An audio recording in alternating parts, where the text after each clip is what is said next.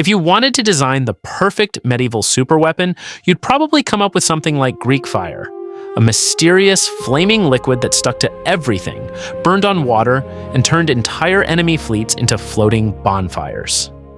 The Byzantines had exactly that, and they guarded the recipe so fiercely that we still don't fully know what was in it. Somewhere, a medieval bureaucrat kept the most valuable trade secret in history, and he took it to his grave out of pure spite for future historians. The weapon first appears in the historical record around 672 CE, right when the Byzantine Empire desperately needed a miracle.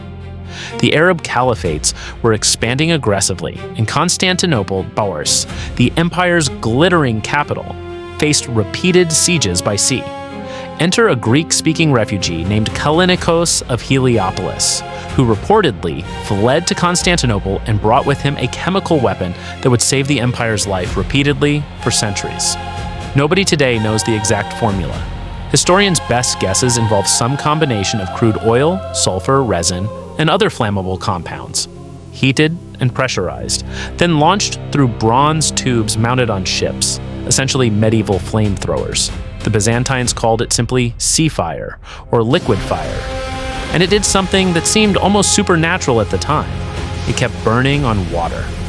Enemy sailors could jump overboard to escape the flames and discover, in one of history's cruelest plot twists, that the fire had followed them into the sea. This wasn't just a weapon.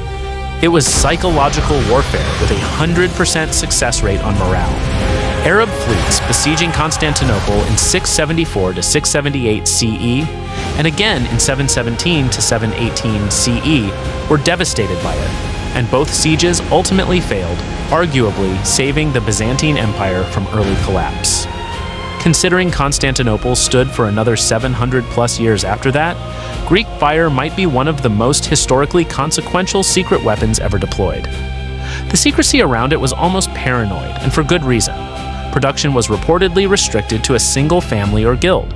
Information was compartmentalized, and even the Byzantine emperors treated the formula as a state secret on par with nuclear codes today.